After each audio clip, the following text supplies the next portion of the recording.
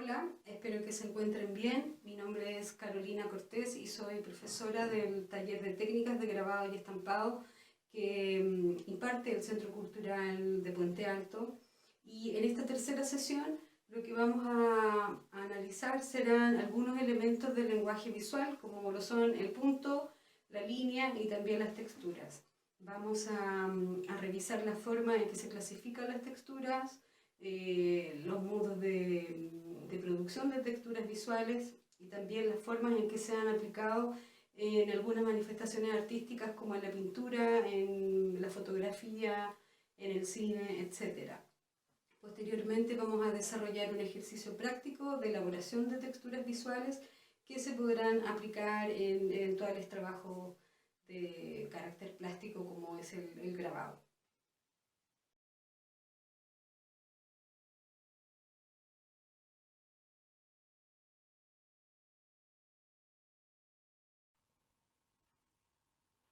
Algunos de los elementos del lenguaje visual son el punto, la línea, el volumen, la proporción, el ritmo, la perspectiva, la luz y la sombra, el color.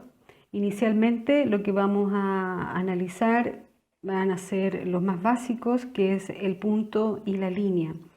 El punto es el elemento más básico que origina la línea de una imagen visual y es el resultado del primer contacto que tiene un instrumento, como por ejemplo el lápiz o el pincel, con el soporte o la superficie en la cual se va a trabajar. En las imágenes que se han desarrollado con procedimientos manuales tradicionales como el dibujo, la pintura o el grabado, el punto constituye, en conjunto con la línea, que es el otro elemento del lenguaje visual, los elementos más básicos de esta comunicación. De hecho, la línea se puede considerar como una sucesión de puntos en una dirección definida. En estas representaciones gráficas los puntos suelen ser pequeños signos redondos que marcan una posición en el papel o en cualquier otro soporte y según cómo se relacionen con este soporte, unos con otros van a adquirir un sentido o dan una sensación u otra. Digamos, el significado dentro de la composición en donde estén configurados estos puntos.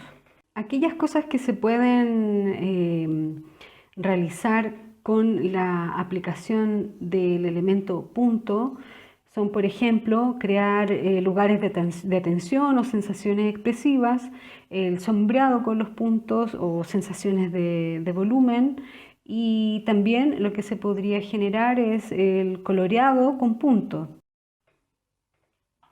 Por ejemplo, lo que se desarrolló durante el periodo neoimpresionista con la técnica del puntillismo para generar estas sensaciones de volumen, ¿no es cierto?, de luz y de sombra a partir solamente de puntos de color.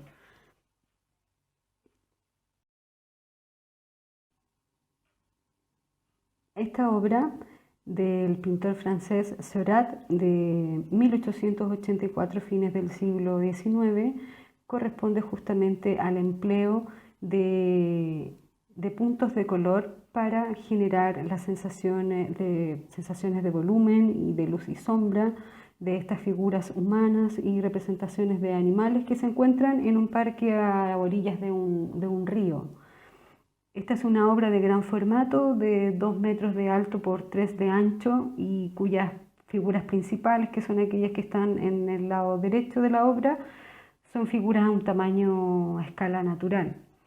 Y es aquí en donde, digamos, se plasma con mayor precisión y mayor estudio el uso del punto de color para generar estas sensaciones de diversas tonalidades de color y de luz y sombra a través del uso de este elemento del lenguaje visual que es el más básico de todos, el punto.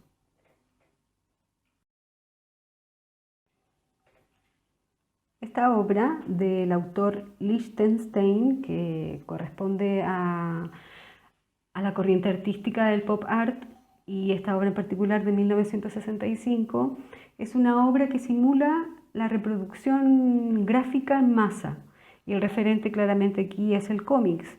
Y los puntos que están creando esta obra y en particular los puntos que están dentro de la textura de la piel de esta mujer que está representada en esta obra son puntos que han sido pintados uno por uno. Es aquí entonces donde vemos también la inclusión de elementos básicos como el punto y la línea y también los colores elementales o los colores primarios.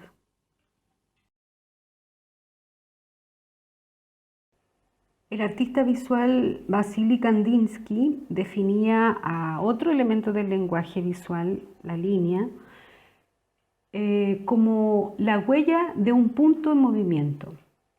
Es así entonces que cuando los puntos están muy cerca entre sí, que no se pueden identificar de manera individual, esta cadena de puntos se va a convertir en este otro elemento visual que es la línea.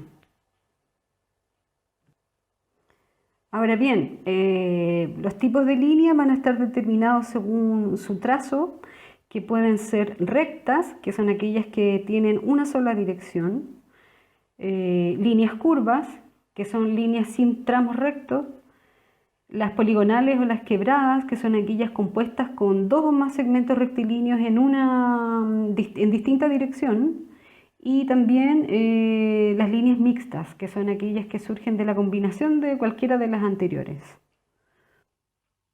Según la posición, las líneas pueden ser líneas horizontales, que son aquellas líneas rectas dispuestas en la dirección del horizonte. Las líneas verticales, que son aquellas que están dispuestas en la dirección de una caída libre de los objetos, ¿no es cierto? Las líneas inclinadas, que son aquellas rectas que no son ni horizontales ni verticales. Las líneas paralelas, que son dos líneas rectas que se mantienen a una misma distancia. Las convergentes, que son dos líneas que se cruzan o que se tocan. Y las divergentes, que parten de un mismo punto y que luego se separan en distintas direcciones. Y también están las perpendiculares, que son aquellas dos líneas rectas que se cruzan en un ángulo de 90 grados. Al igual que el punto, las líneas van a generar sensaciones diferentes según de la manera en que estén trazadas, ¿no es cierto?, o dispuestas en un plano. Así, por ejemplo, las líneas horizontales representan una estabilidad o reposo. Las líneas verticales, el equilibrio o la superioridad o la elevación. Las líneas inclinadas corresponde a una expresión de inestabilidad o también de confusión. Y aquellas también líneas que son divergentes o convergentes, que van a representar una dirección determinada o el dinamismo dentro de una composición. En esta obra del artista Piet Mondrian, llamada Composición en rojo, amarillo y azul de 1921, predominan las líneas verticales y las horizontales, además obviamente del título de la obra, que son los colores fundamentales.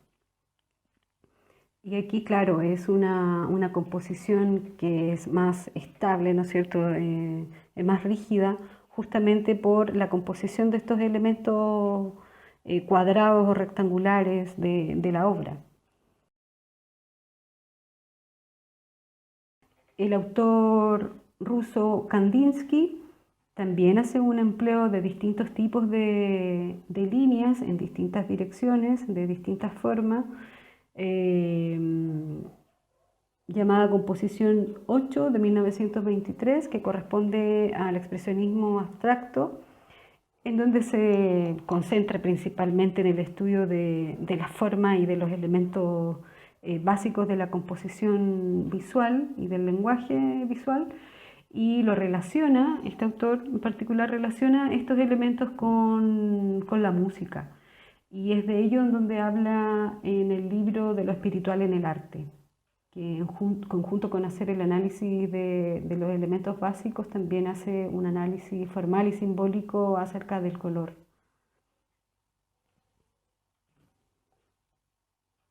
Ahora, claro, la disposición de de estas formas circulares y de las líneas en distintas direcciones provocan solamente sensaciones de dinamismo y de movimiento. En el ejemplo posterior, que es una serigrafía de la artista visual chilena Matilde Pérez, titulada Serigrafía 2, es aquí en donde también predominan las líneas y el color, y las líneas en direcciones horizontales y en diagonal, que producen también esta sensación de ilusión óptica, que es el trabajo que ella desarrolló en su pintura y en su serigrafía. La ilusión óptica a partir, digamos, de estos elementos del lenguaje visual.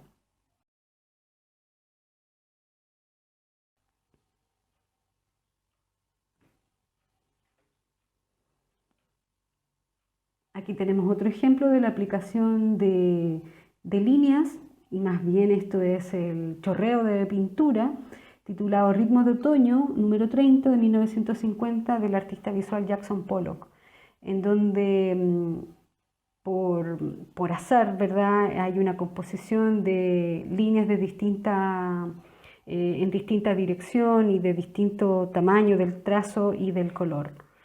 Y aquí básicamente la utilización de estos elementos fundamentales del lenguaje visual es en donde se ve plasmado en esta obra particular.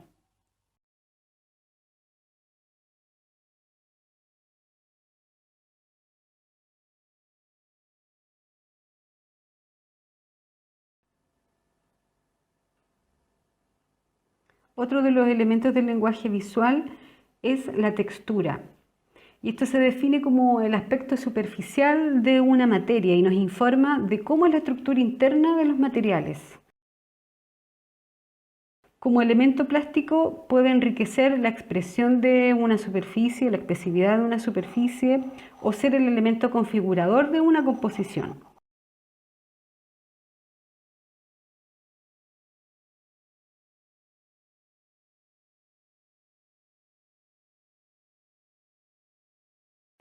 Los tipos de textura son la textura táctil, que es aquella que se percibe mediante el tacto y la visión y se puede observar y tocar. Estas pueden tener relieve, que pueden ser suaves o rugosos, y cada materia tiene una textura distinta.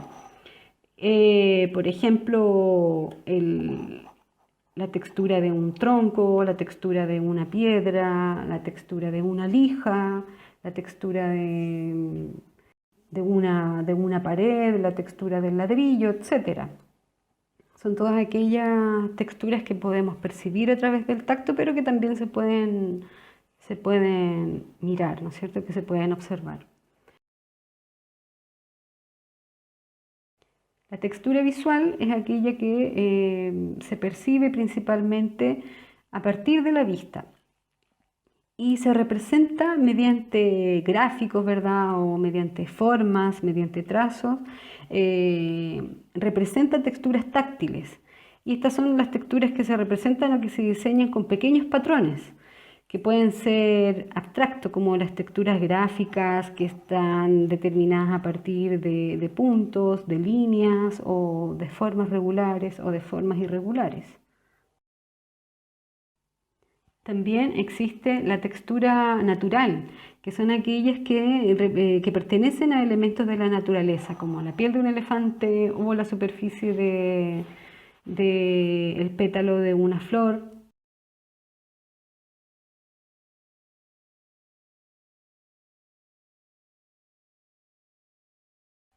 También tenemos como otro tipo la textura artificial, y esta es aquella que se ha producido principalmente, que es la que ha producido el ser humano.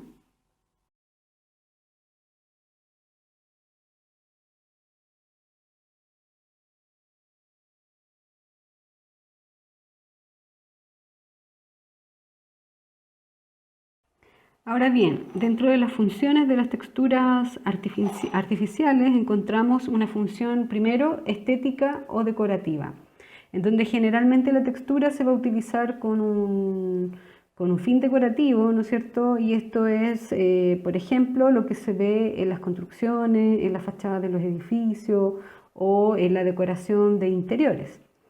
Una segunda función es la creativa o artística. Y esta textura viene a ser uno de los elementos del lenguaje visual que va a ayudar a analizar y a entender una obra. Y en la pintura y en el dibujo se habla de una textura visual cuando nos referimos, ¿no es cierto?, a la repetición de líneas y puntos. Y hablamos de una textura táctil cuando hacemos referencia, por ejemplo, en pintura, a la materia o al espesor dejado por una pincelada. Una tercera función es la función práctica o utilitaria, en donde todos los objetos que han sido creados por el hombre, los objetos manufacturados, tienen una textura específica. Y esta textura debe ser adecuada al uso para el cual está destinado el objeto. Por ejemplo, el mango del secador de pelo o la textura que hay en el piso de la micro.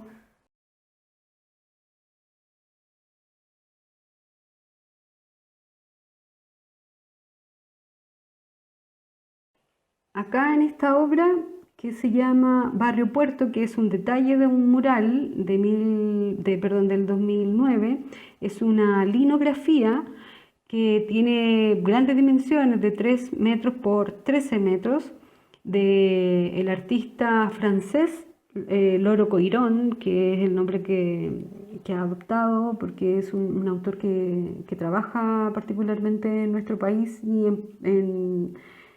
concretamente en Valparaíso, y es en donde ha desarrollado su imaginario visual. Este trabajo es una linografía justamente del puerto, ¿verdad?, en donde predomina principalmente aquí toda clase de texturas visuales, ¿no es cierto?, que están definidas a partir del empleo de líneas. Y en este otro caso, en este otro ejemplo de la obra de Kirchner, que es una silografía que corresponde al grupo de expresionismo alemán que se llama El Puente, en donde desarrollaron un trabajo importante en pintura principalmente y también en silografía, en donde en particular en esta obra también se visualiza el empleo de texturas que está dada por la sustracción del material, en este caso de la matriz, que sería la plancha en donde se trabajó el diseño de esta obra, para posteriormente hacer la reproducción de imagen en el grabado y en este caso de la silografía. Les voy a mostrar 3 ejemplos de texturas que se han producido a partir de la representación de la naturaleza. Y este es un artista que se llama Giuseppe Arcimboldo, que desarrolló su trabajo a mediados del siglo XVI, y este en particular, que se titula Invierno, de 1573, que es un óleo sobre una tabla, en donde hace una representación de un retrato con elementos de la naturaleza y en particular de la simulación de un tronco de un limón, de un árbol, ¿verdad? Fíjense en cómo se ha estructurado los rasgos faciales con los elementos que se ha configurado estos rasgos, y también la parte superior de la cabeza a partir de las ramas de este árbol. Y en este segundo ejemplo del mismo autor, que se llama La Primavera, que es un óleo sobre tela de 1555 aproximadamente, en donde se ha realizado también un retrato a partir de la textura de los elementos de la naturaleza, como son las plantas y las flores en particular, en donde también se hace un estudio y un trabajo acerca del volumen y el color, ¿no es cierto?, a partir de cada uno de estos detalles, de elementos específicos que van a dar y van a configurar este retrato, y las zonas de luz y sombra, y los elementos de la cabeza, y los elementos de la vestimenta de este personaje.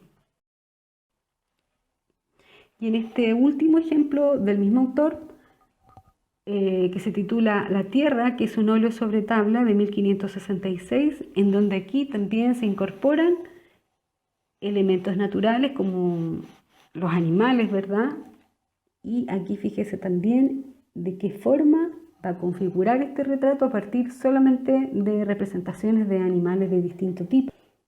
Fíjense la manera en que ha generado, por ejemplo, la representación de la nariz de este personaje, de este retrato, la vestimenta, la representación de animales para la vestimenta que ha utilizado el autor, o la cabellera de este personaje.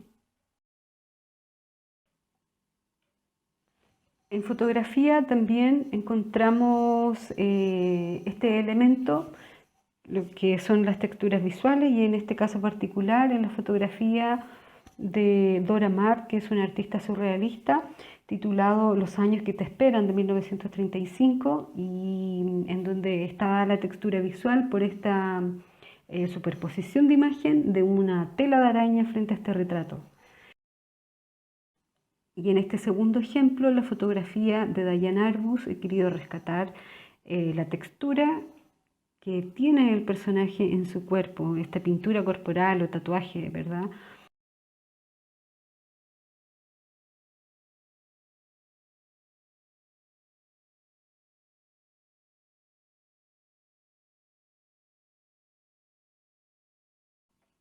Por lo tanto, según lo que hemos analizado en esta sesión, podemos encontrar estos elementos del lenguaje visual, el punto, la línea, las formas y las texturas, ¿cierto?, en distintas formas de representación artística, en la pintura, en el grabado, en la fotografía, también lo podemos encontrar en el cine, en la escultura.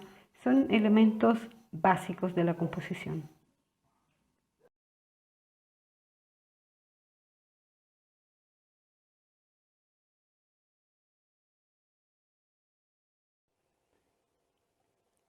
Entonces, lo que vamos a realizar ahora será un ejercicio de aplicación con los elementos que hemos revisado durante esta tercera sesión, que son los puntos, las líneas y las texturas, y vas a desarrollar una muestra de distintos tipos de texturas visuales.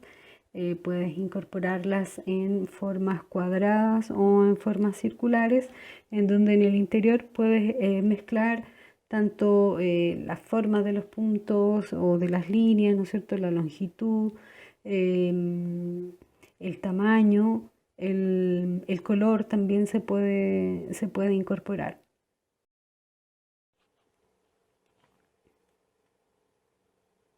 Entonces, la idea es esa, que tengas una serie de texturas visuales con diferentes gráficas y que tú puedas sacar de aquí estas ideas, ¿no es cierto?, para aplicarlas a los grabados que vamos a ir desarrollando de aquí en adelante. Entonces es importante que vayas incluyendo distintos tipos de textura en distintas direcciones, aplicando los contenidos que hemos revisado el día de hoy, los tipos de línea, las direcciones, los tipos de textura, etcétera. Bien, espero que la sesión de hoy haya sido de su agrado y vamos a seguir analizando algunos elementos del lenguaje visual, y en conjunto con ello vamos a ir desarrollando también ejercicios prácticos y aplicaciones en el grabado para la próxima sesión. Que estén bien.